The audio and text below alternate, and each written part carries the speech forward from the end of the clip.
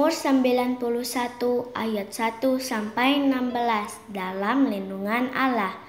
Orang yang duduk dalam lindungan yang maha tinggi dan bermalam dalam naungan yang maha kuasa akan berkata kepada Tuhan, tempat perlindunganku dan kubu pertahananku, Allahku yang kupercayai. Sungguh dialah yang akan melepaskan engkau dari jerat penangkap burung, dari penyakit sampar yang busuk. Dengan kepaknya ia akan menudungi engkau, di bawah sayapnya engkau akan berlindung. Kesetiaannya ialah perisai dan pagar tembok.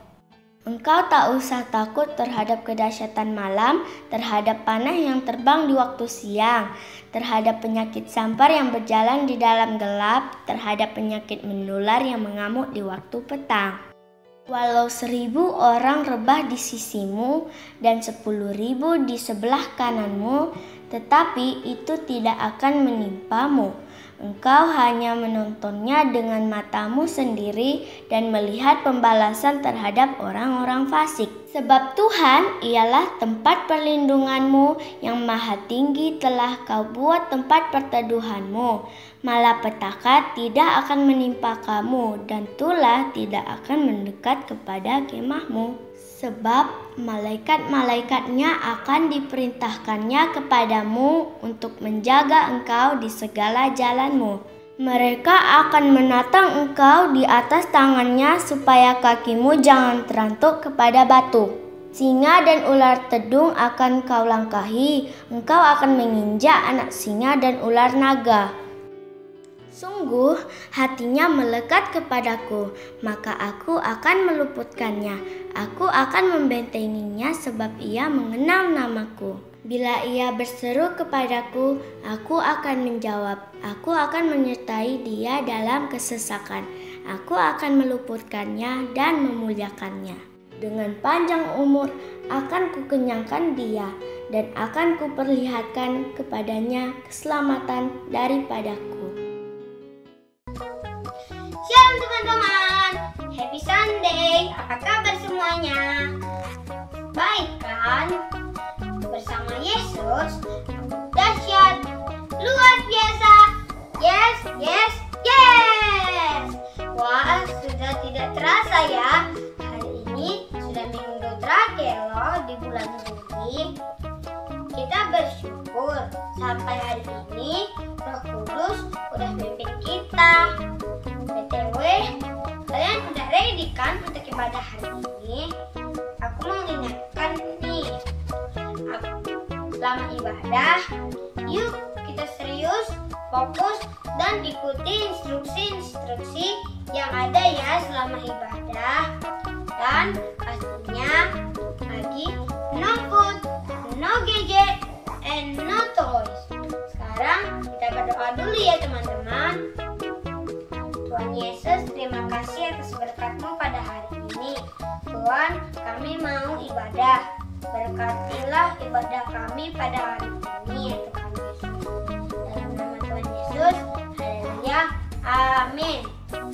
Shine kids, shine brightly for God's glory. Selamat ibadah teman-teman. Bye. Shalom adik-adik, ayo kita bangkit berdiri, kita mau puji Tuhan sama-sama. Dari terbit matahari sampai pada masuknya, biarlah nama Tuhan dipuji.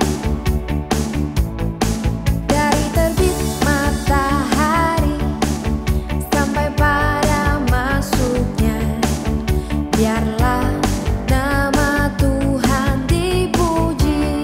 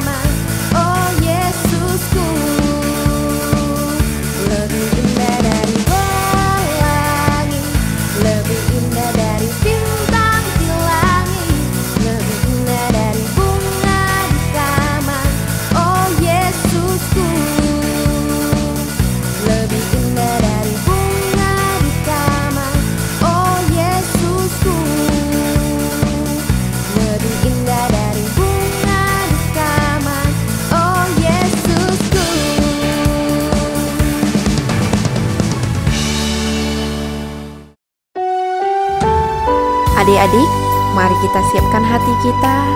Kita mau menyembah Tuhan, kita masuk dalam hadirat Dia.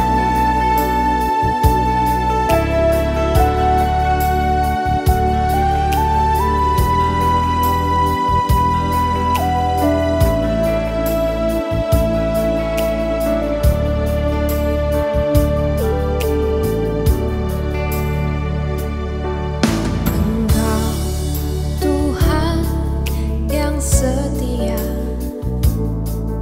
waktumu selalu yang terbaik. Engkau Tuhan sandaranku, dan ku hanya kan berharap padamu. Satu-satunya yang ku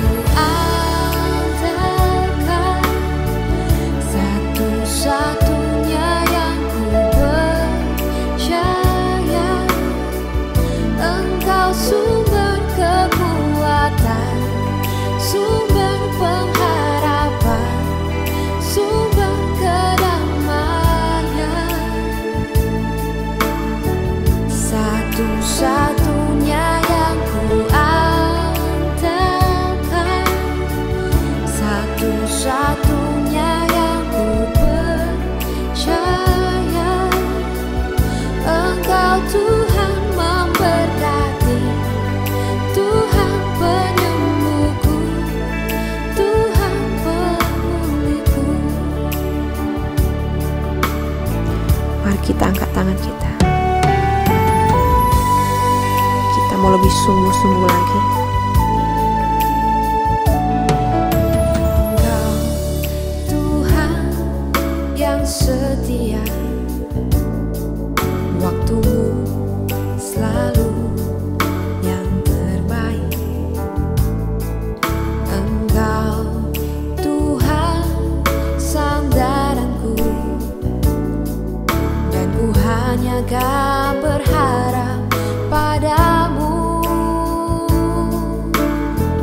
Satu-satunya yang ku andalkan, satu-satunya yang ku percaya, Engkau sumber kekuatan, sumber pengharapan, sumber kedamaian.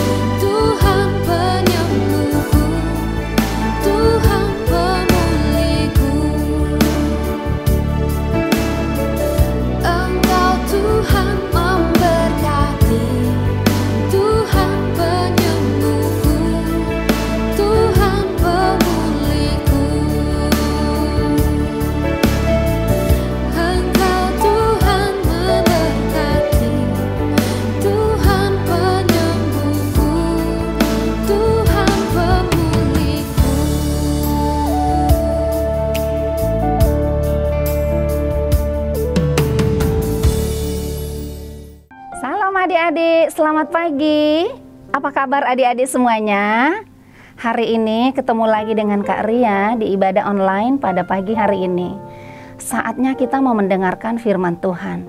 Tapi adik-adik, sebelum kita mendengarkan firman Tuhan, Kak Ria mau berdoa dulu. Ayo adik-adik tutup matanya, kita bersatu dalam doa. Tuhan Yesus, terima kasih Bapa buat pagi ini Tuhan. Kami datang kepada Tuhan untuk memuji dan menyembah Tuhan. Saatnya kami mau mendengarkan firman-Mu Tuhan. Bukalah hati dan pikiran kami Bapa. Urapilah setiap anak-anak-Mu Tuhan. Urapilah hamba-Mu sendiri Bapa yang sharing akan firman pada pagi hari ini. Tuhan Yesus, biarlah kiranya kuasa Roh Kudus-Mu turun atas setiap kami. Turun juga atas anak-anak-Mu dimanapun mereka berada saat ini Tuhan, yang sedang mengikuti ibadah online. Bukakan hati dan pikiran mereka Tuhan, untuk mereka boleh fokus mendengarkan firman Tuhan, sehingga Tuhan mereka mendapat kekuatan yang baru, mendapat semangat yang baru Bapa. Ketika firman kami sharing kepada anak-anak, ada kuasa Roh Kudus yang mengalir bagi anak-anak Tuhan, ada kuasa Roh Kudus yang mengalir bagi hamba-Mu Tuhan, sehingga firman ini Bapa sampai di hati setiap anak-anak-Mu sesuai dengan isi hati-Mu. Berbicaralah Tuhan kepada setiap kami, pada setiap anak-anak yang ada di rumah-rumah. Kau buka hati, telinga dan pikiran mereka. Saatnya kami siap mendengarkan firman Tuhan dalam nama Yesus. Haleluya. Amin. Adik-adik, hari ini Kak Ria mau sharing firman Tuhan yang diambil dari Kisah Para Rasul 16 ayat 12 sampai 40. Bercerita tentang Paulus dan Silas di penjara. Kisah ini menceritakan tentang kuasa untuk bersukacita di tengah kesukaran. Nah, adik-adik, kakak mau cerita, Paulus ada di kota Filipi. Ketika mereka ada di kota Filipi, Paulus dan Silas keluar dari gerbang kota untuk pergi ke tempat sembahyang orang Yahudi. Ketika mereka sampai di sana, mereka bertemu dengan perempuan-perempuan. Salah satunya mereka bertemu dengan perempuan yang bernama Lydia. Lydia ini adalah seorang pedagang kain ungu. Tetapi adik-adik, Lydia ini percaya akan Allah ketika Paulus dan Silas menceritakan tentang kuasa Allah. Dan seketika itu Lydia juga percaya, dan dia percaya dengan seisi rumahnya. Dan Lydia mengajak Paulus dan Silas untuk singgah ke rumahnya. Dari rumah Lydia, Paulus pun pergi lagi ke tempat sembahyang orang Yahudi tersebut. Tapi sebelum mereka sampai ke sana, ada seorang hamba wanita yang mengikuti mereka dari belakang. Dan hamba wanita ini adik-adik memiliki roh tenung. Apa itu roh tenung? Roh tenung itu adalah roh peramal. Jadi hamba perempuan ini memiliki roh peramal. Dan hamba perempuan ini berteriak-teriak di belakang Paulus dan Silas. Orang ini adalah anak Allah Maha Tinggi. Mereka ingin menceritakan kabar keselamatan kepada kamu. Dia berteriak-teriak terus adik-adik sampai berhari-hari. Dan akhirnya Paulus juga tidak tahan mendengarkan. Paulus merasa terganggu dengan teriakan-teriakan si wanita peramal ini. Dan Paulus pun berkata kepada si peramal itu, dan dia menoleh ke belakang. Dan dia berkata, "Hai roh tenung yang ada di dalam wanita ini, aku perintahkan dalam nama Yesus, keluar kamu dari wanita ini." Nah adik-adik, seketika itu juga roh tenung itu keluar dari wanita itu. Dan ketika roh itu keluar, tuan-tuan peramal ini melihat hal itu. Dan mereka juga tidak senang, karena mereka berpikir tuan-tuan ini akan kehilangan uang dari peramal-peramal si wanita ini. Karena mereka selama ini mendapatkan keuntungan yang banyak dari hasil ramalan wanita tersebut. Tiba-tiba tuan-tuan dari peramal ini menyeret Paulus dan Silas dan membawanya kepada pembesar-pembesar kota. Dan mereka mengadukannya kepada pembesar-pembesar kota. Orang ini telah mengacaukan kota kita. Dia mau memberlakukan adat dan orang Yahudi yang kita tidak bisa menurutinya dan kita tidak bisa melakukannya. Jadi orang ini telah mengacaukan kota kita. Dan setelah itu adik-adik, kepala-kepala pembesar kota itu mengoyakkan baju Paulus dan Silas dan memukul mereka dan menyiksa mereka sampai itu semua adik-adik tubuh mereka tercabik luka-luka ya adik-adik, dan mereka diseret ke penjara.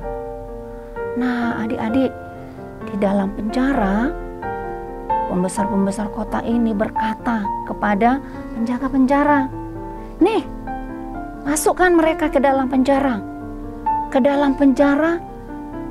yang aman dan kamu jaga mereka baik-baik." Akhirnya penjaga penjara ini pun memasukkan Paulus dan Silas ini ke dalam penjara yang di tengah-tengah.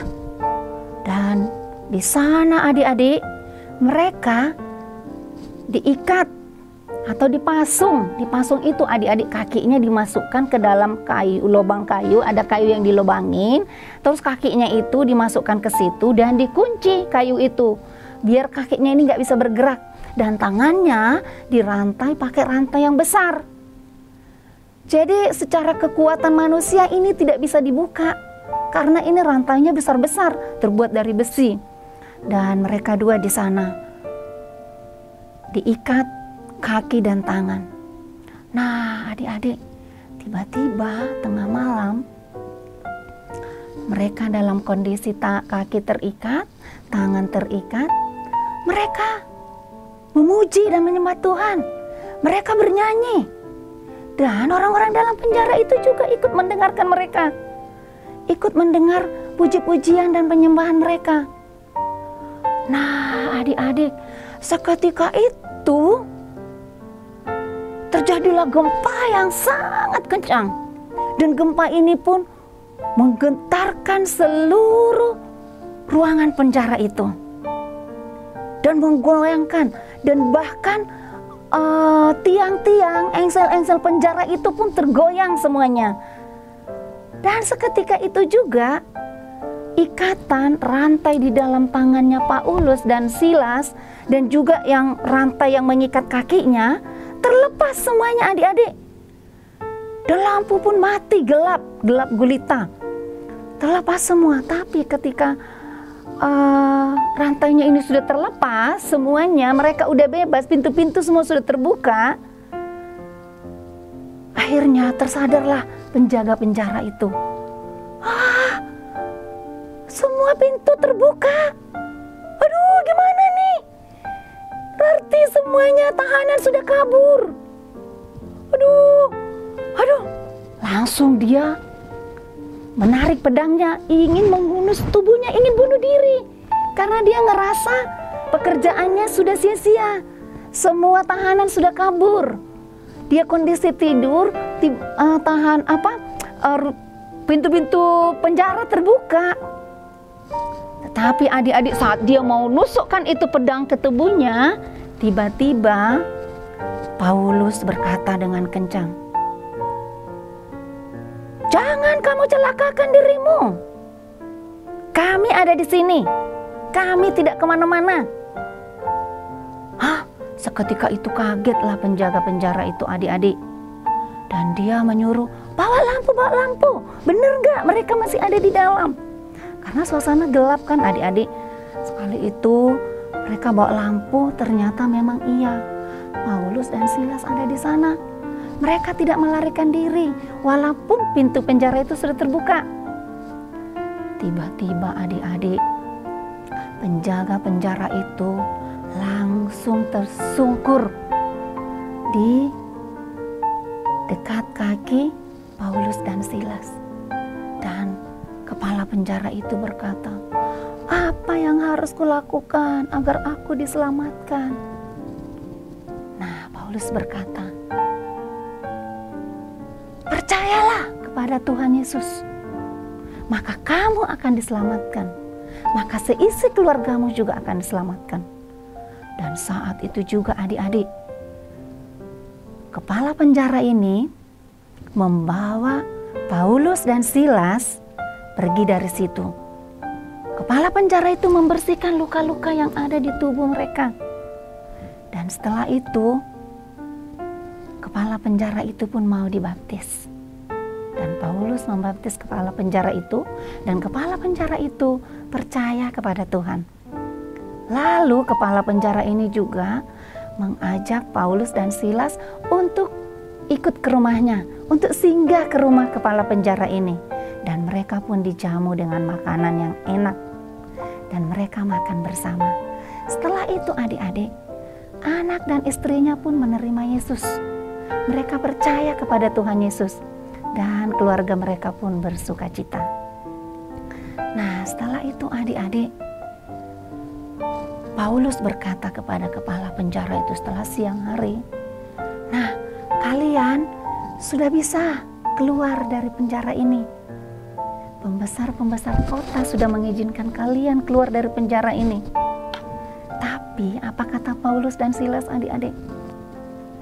"Loh, kami ini kan dimasukkan dalam penjara tanpa diadili, main hakim sendiri. Ya nggak bisa dong sekarang dengan diam-diam dikeluarkan begitu saja. Suruhlah pembesar-pembesar kota itu datang ke sini untuk melepaskan kami." Dan akhirnya kepala penjara itu pun menyampaikannya kepada pembesar-pembesar kota. Dan pembesar kota itu pun datang kepada Paulus dan mereka minta maaf. Mereka telah melakukan kesalahan kepada Paulus dan Silas.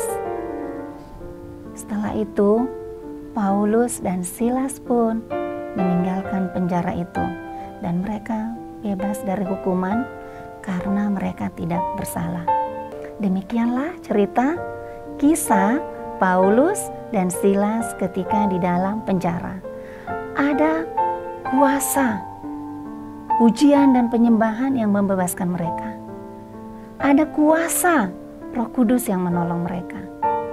Nah, adik-adik, dari cerita Paulus dan Silas ini, kakak mau ambil pelajaran yang bisa kita teladani, yaitu satu, Tuhan menolong, membela, dan menyelamatkan orang-orang yang percaya kepada Tuhan, seperti Paulus dan Silas. Karena kepercayaan mereka kepada Tuhan, mereka diselamatkan dari kesukaran. Yang kedua, Tuhan membela setiap orang yang memiliki hati yang jujur. Nah, yang memiliki hati yang jujur siapa adik-adik? Paulus dan Silas. Sebenarnya bisa aja mereka saat itu keluar kan adik-adik dari penjara, orang udah terbuka penjaranya. Tapi mereka tidak. Mereka jujur bahwa mereka di situ ada sebagai tahanan. Mereka tidak kabur. Nah, adik-adik, dan ketika saat itu juga Paulus dengan hati yang jujur dapat menyelamatkan kepala penjara yang hampir mau bunuh diri. Coba kalau seandainya Paulus tidak jujur dan dia sudah kabur, pasti kepala penjara itu akan bunuh diri karena tahanannya sudah kabur. Tetapi karena kejujuran Paulus dan Silas akhirnya membela juga kepala penjara ini, dan dia juga menang atas pekerjaan iblis yang ingin dia melakukan bunuh diri. Nah, itu adik-adik, jadi selalu miliki hati yang jujur. Ya, yang ketiga, percaya kepada Tuhan dan tetap berharap kepada Tuhan. Dengan PPKM di rumah, kita percaya bahwa suatu hari nanti pertolongan Tuhan tidak pernah terlambat. COVID-19 akan berlalu dan kita akan bisa belajar kembali tanpa dibatasi. Kita bisa bertemu teman-teman kita bisa beribadah bersama, kita bisa pergi ke tempat yang kita suka, kita bisa ke mall, kita bisa rekreasi, bisa kemana-mana. Tapi untuk saat ini, ketika Tuhan memberikan waktu ini untuk membatasi kita, untuk kita bisa berdiam diri, lakukanlah yang terbaik untuk Tuhan sambil berharap dan memohon kepada Tuhan untuk belas kasih Tuhan kepada kita semua, kepada papa mama, kepada adik kita, kepada keluarga besar kita, kepada kota kita, dan secara khusus kepada negara kita, negara Indonesia. Diselamatkanlah negara kita, diselamatkanlah kita semuanya dari COVID-19. Tetap jaga kesehatan, jaga kebersihan, dan tinggal selalu dalam naungan Tuhan. Nah, sekarang adik-adik, sebelum kakak akhiri firman Tuhan, kakak bagikan satu ayat hafalan buat adik-adik semua yang diambil dari Kisah Para Rasul 16 ayat 31. Percayalah kepada Tuhan Yesus Kristus dan engkau akan selamat, engkau dan seisi rumahmu. Sekali lagi adik-adik, Kisah Para Rasul 16 ayat 31.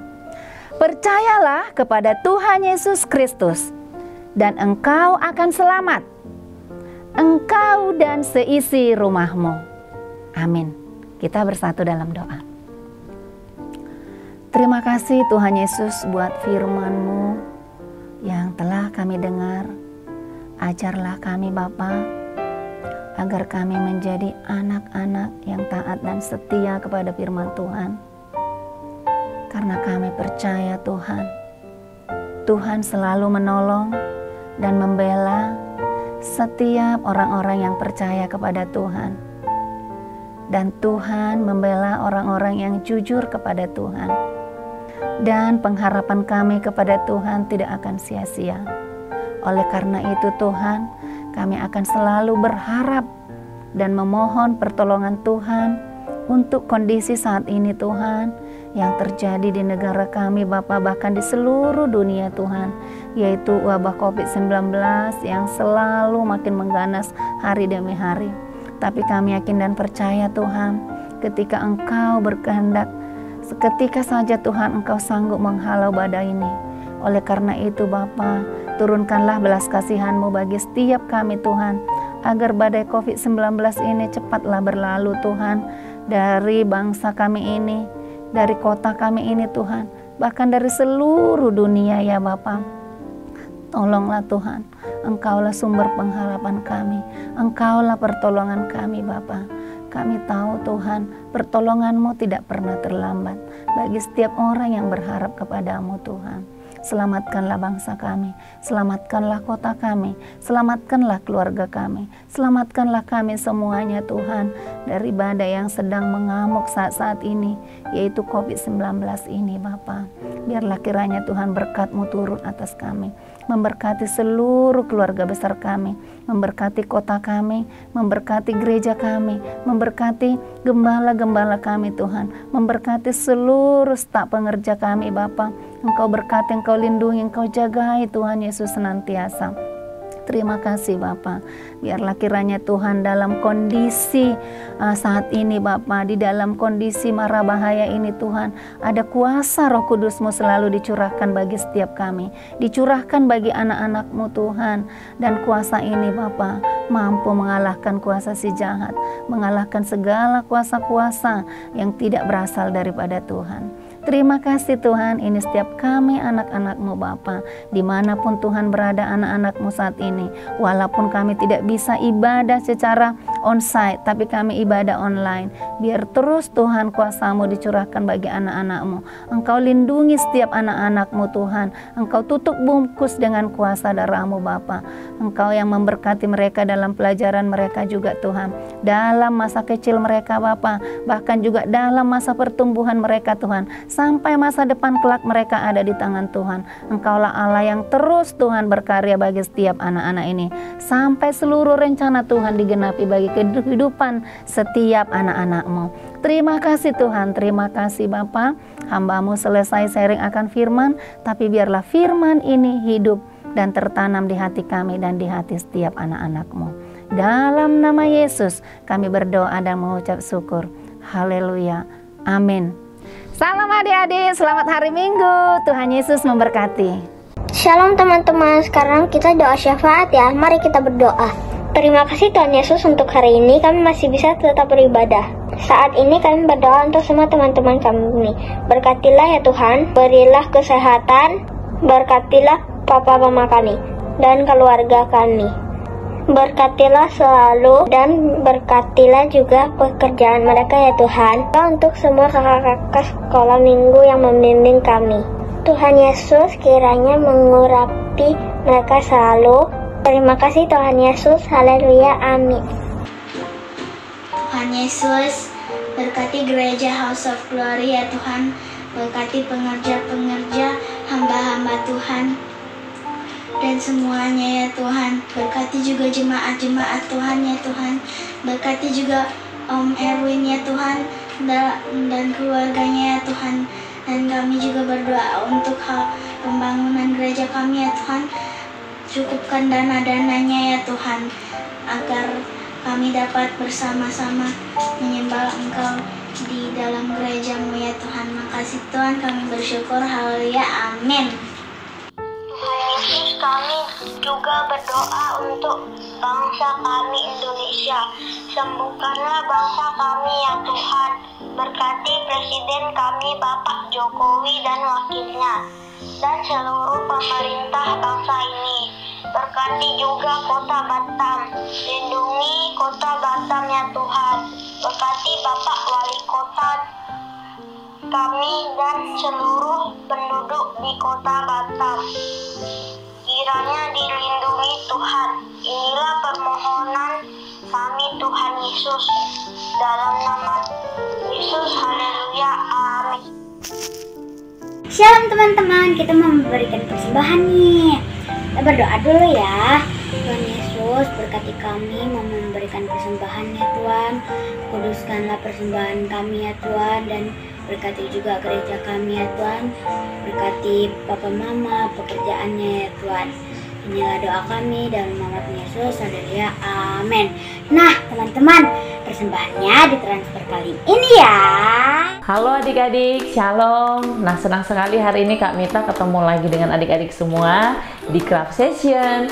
Nah adik-adik, tadi kita sudah dengarkan firman Tuhan kan mengenai Paulus dan Silas yang kakinya dibelenggu, yang mereka dipenjarakan, tetapi pada waktu mereka memuji Tuhan, mereka berdoa, belenggu itu terlepas. Dan hari ini Kak Mita mau aja adik-adik semua, kita mau buat yuk praktek membuat belenggu. Nah, bahannya apa aja sih yang diperlukan? Di sini Kak Mita memakai kertas origami. Warnanya terserah ya adik-adik. Kalau aduh Kak nggak punya kertas origami Kak, nah adik-adik juga boleh menggunakan kertas HVS. Boleh kertas HVS yang berwarna-warni, boleh juga kertas yang hanya berwarna putih. Nanti kertas HVS-nya itu tidak kita pakai semua ya. Jadi adik-adik kertas HVS-nya harus dilipat dua, kemudian dipotong jadinya seperti ini ya. Nah, jadi pokoknya boleh pakai kertas apa aja deh yang ada di rumah. Dan kemudian bahan yang berikutnya lagi, kita butuh double tip. Kemudian kita juga butuh botolnya tisu. Jadi kalau adik-adik di rumah ada tisu gulung, botolnya yang seperti ini jangan dibuang, boleh diambil dan kita bisa buat prakarya bersama. Ini dia. Nah, kalau nggak ada botolnya ini gimana Kak? Kalau nggak ada botolnya yang seperti ini, adik-adik juga boleh pakai botol aqua bekas atau botol minuman bekas, baik aqua gelas, aqua botol, itu bisa digunting nanti untuk jadi seperti ini ya. Nah adik-adik, oh iya, kalau nanti nggak ada double tip, adik-adik juga boleh pakai lem ya. Tapi hari ini Kak Mita lebih suka mau pakai yang double tip. Kemudian dan tentunya kita perlu gunting untuk memotongnya. Jadi adik-adik perlu berhati-hati ya waktu memotongnya nanti. Nah, bagaimana cara kerjanya? Yuk kita kerjakan sama-sama ya. Pertama-tama kita mau lipat kertas. Ingat ya adik-adik, yang kalau pakai kertas HVS, adik-adik cukup pakai setengah aja ya. Nah, kalau adik-adik yang mau pakai kertas origami, kita ambil satu kertas origami. Kak Mita pilih yang warna coklat, adik-adik boleh pilih warna apa aja yang adik-adik suka. Nah, kertas yang origami ini ya kita lipat dua nih, kita lipat dua nih ya.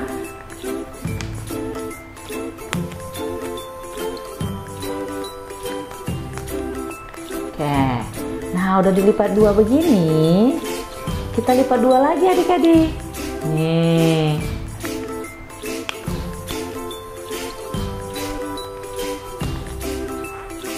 Nah, udah dilipat dua, kita lipat dua lagi, sekali lagi seperti ini.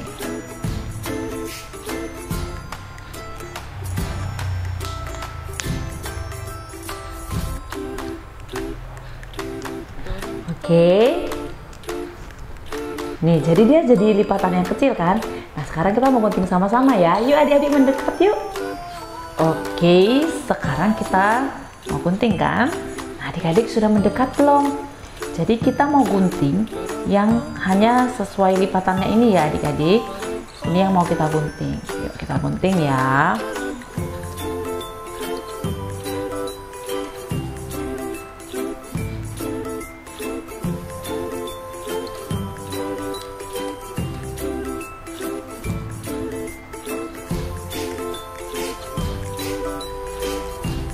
Oke, nah ini, wah masih ada deh. Nah yang seperti ini kita gunting lagi, nih kita masukin lagi. Nah kita gunting supaya sekaligus. Kalau adik-adik mau guntingnya satu-satu boleh, mau sekaligus boleh ya. Tapi nanti mengguntingnya ini harus hati-hati, karena kalau kita nggak hati-hati bisa kena tangan loh. Jadi untuk adik-adik yang masih kecil nanti minta papa mama bantuin mengguntingnya ya. Nah sekarang sudah digunting jadinya seperti ini. Jadi totalnya ini Kak Mita punya 8 kertas yang sudah digunting. Dan sekarang kita mau kasih dia double tip. Nah kalau adik-adik mau lem juga boleh. Kak Mita lebih suka pakai double tip karena nggak lengket-lengket. Jadi dia ini kebetulan double tipnya tadi Kak Mita udah potongin, jadi Kak Mita tinggal ambil deh ya. Nanti kita letak di sebelah dalam ya adik-adik. Double tip, potongan double tipnya kita letak di sebelah dalam, kemudian kita buka, kita rekatkan. Nah jadi seperti ini. Kalau adik-adik mau pakai lem juga boleh, tapi jangan terlalu banyak juga ya, supaya nggak lengket semua. Seperti ini adik-adik juga bisa lakukan bersama-sama papa mama di rumah. Nah tapi kalau adik-adik mau pakai lem juga bisa, tapi nggak usah terlalu banyak ya, biar nggak usah lengket. Oke, jadi seperti ini sedikit aja sih. Nah kemudian kita masukkan ke dalam ini dulu, seperti kita mau buat rantai. Adik-adik pernah buat rantai nggak? Nih, jadi direkatkan. Oke, kita lanjutkan dulu ya adik-adik. Kak Mita mau balik pakai double tip aja supaya nggak lengket-lengket banyak-banyak. Oke, yuk kita buat sama-sama.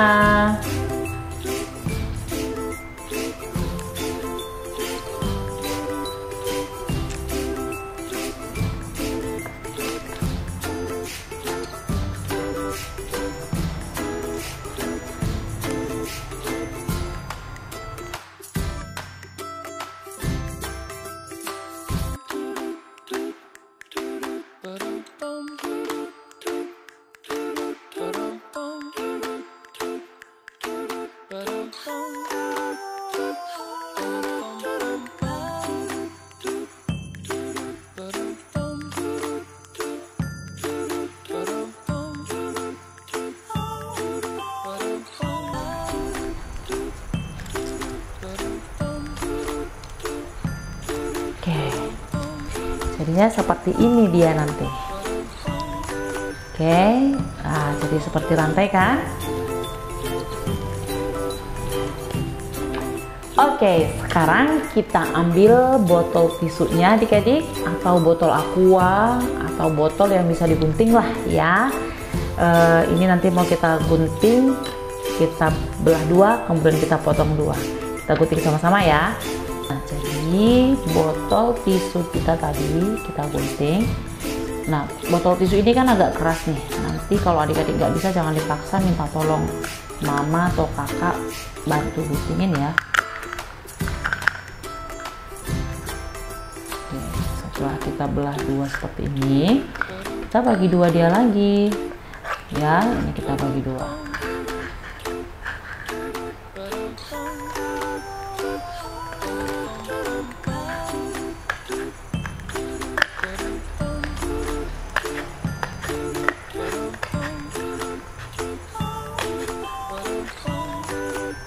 Oh, keras. Nanti hati-hati adik-adik guntingnya. Oke.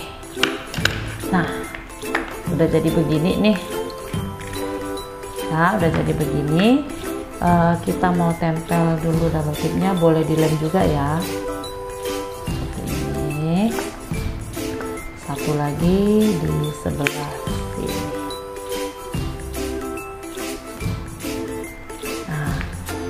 Kemudian rantainya itu kita mau tempelin di sini.